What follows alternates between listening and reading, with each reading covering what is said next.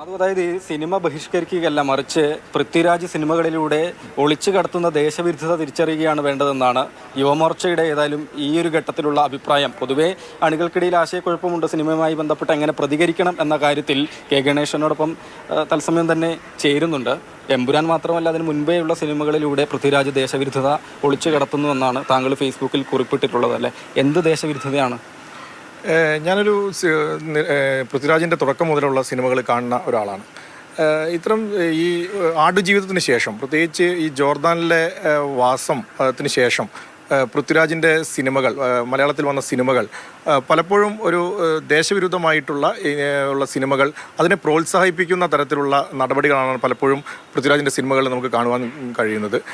അതാണ് എന്നെ ആശങ്കപ്പെടുത്തുന്നത്. ഒരു സിനിമാ പ്രേമി എന്ന നിലയിൽ പലപ്പോഴും എന്നെ ആശങ്കപ്പെടുത്തുന്നത് അതാണ്. കാരണം അതിന് മുന്നേ ഉള്ള സിനിമകൾ എടുത്തു നോക്കിയാൽ അത്തരത്തിലുള്ള സിനിമകൾ കാണാൻ സാധിച്ചിട്ടുണ്ടായിരുന്നില്ല. പൃഥ്വിരാജിൻ്റെ ഭാഗത്തുനിന്നും അത്ര സിനിമകൾ ഉണ്ടായിരുന്നില്ല. പക്ഷേ അതിനുശേഷം വന്ന കുരുതിയാണെങ്കിലും, അതിന് ശേഷം വന്ന ഈ ഇപ്പം എമ്പുരാനാണെങ്കിലും ജനഗണമനയാണെങ്കിലും ഒക്കെ ഇത്തരത്തിലുള്ള ദേശവിരുദ്ധ സിനിമകളെ, ഇതിനെ വിമർശിക്കുന്ന തരത്തിലുള്ള സിനിമകളാണ് പലപ്പോഴും ഇതിന് ശേഷം വന്നത്.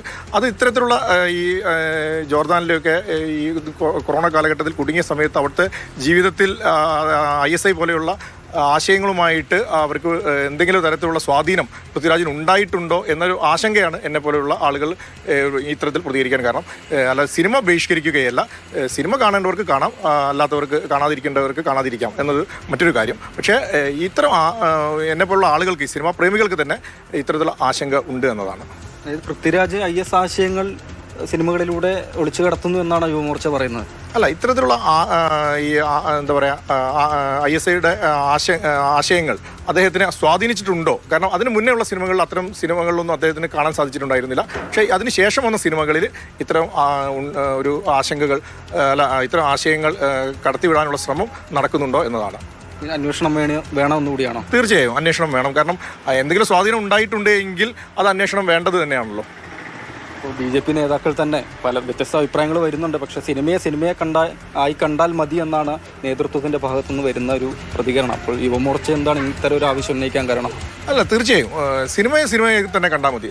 പക്ഷേ ഇത്തരത്തിൽ സിനിമയിലുള്ള ഉള്ളിലൂടെ കടത്തിവിടുന്ന ആശയങ്ങൾ അത് സമൂഹത്തിൽ ചില സമയത്ത് ചലനങ്ങൾ ഉണ്ടാക്കാറുണ്ട്, നമുക്ക് തന്നെ അറിയാം.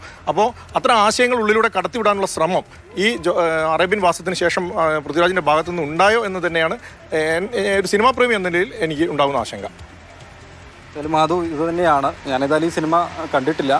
ഈ സിനിമ ദേശവിരുദ്ധത ഒളിച്ചു കടത്തുകയാണ്. അത് അണികൾ കൃത്യമായി തന്നെ തിരിച്ചറിയണം. ഒപ്പം പൃഥ്വിരാജിനെതിരെ ഇത്തരം ആശയങ്ങൾ തുടർച്ചയായി സിനിമകളിലൂടെ ഒളിച്ചു കടത്തുന്നതിന് ദേശീയ അന്വേഷണ ഏജൻസികൾ അന്വേഷണം നടത്തണം എന്നുകൂടിയാണ് യുവമോർച്ച സംസ്ഥാന ജനറൽ സെക്രട്ടറി ആവശ്യപ്പെടുന്നത്.